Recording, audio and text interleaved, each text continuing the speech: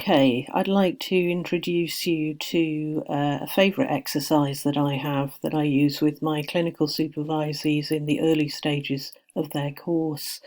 This one's about their well-being, where it's strength-based. It's where do you find your inspiration?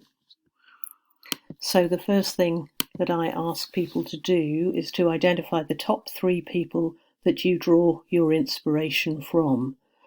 And not to agonise about this. This should be a spontaneous exercise. It could be anyone from your mum, your dog, to Nelson Mandela, Batman or Robin Hood. So a real or imaginary person, down to earth or inspirational to lots of people. Who are your top 3 that you draw your inspiration from? Just thinking about that quite spontaneously. And as you do that, I'd like you to think about their key qualities as you perceive them to be. So, for example, in my mum, when I say about that, I talk about her gratitude and her love, that she, in her last few years of her life, she was full of gratitude, full of love and appreciation for just everybody around her who was helpful to her. And I found that quite inspirational.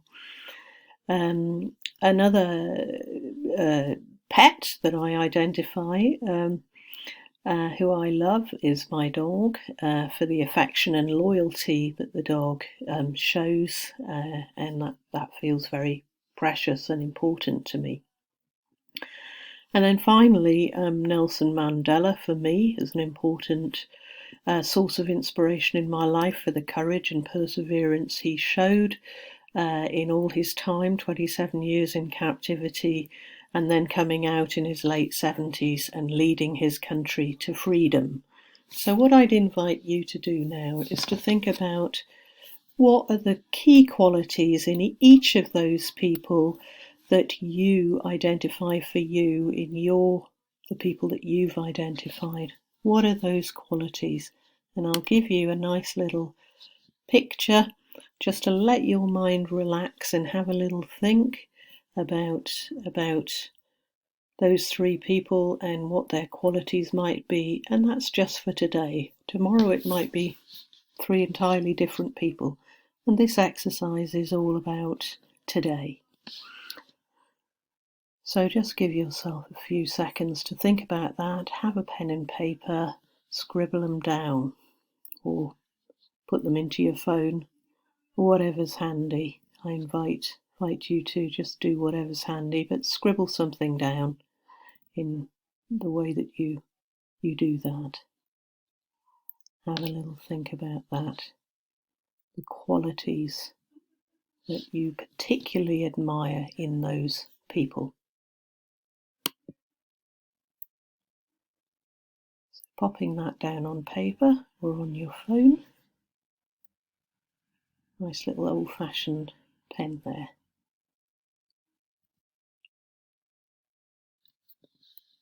Okay, hopefully you've just got something down in your mind or on a piece of paper. So the defense mechanism projection is something where we defend ourselves by projecting qualities that we often don't like or can't accept in ourselves onto others. And this is often talked about in a fairly negative context. If I don't like my vulnerability or I don't like my anger, I might be quite dismissive of people who show their anger quite easily or who show their vulnerability quite easily, quite dismissive and quite disowning of my own vulnerability and anger in that process.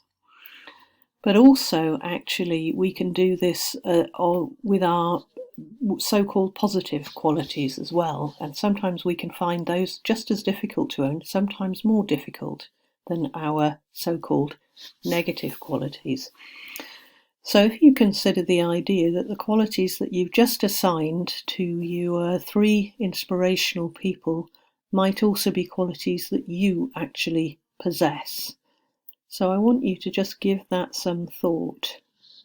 So if we went back to myself, we would see that the qualities that I talked about there were things like gratitude and love, affection and loyalty, courage, and perseverance. Could I accept those as being my qualities that I possess? So what I want you to think about is, don't bat the idea away. Sometimes initially people will sort of bat that away. Oh, no, that's not me. Don't be ridiculous. What I would suggest that you do and challenge you to do is that if you can't accept that straight away, hold the idea in suspended animation. Check in with a friend, do the exercise with them, and exchange. And I feel quite sure that your friend will say, oh yes, I recognise those qualities in you. So just think about that. Think about owning those qualities, being those qualities, and allowing yourself to occupy your true space in the world.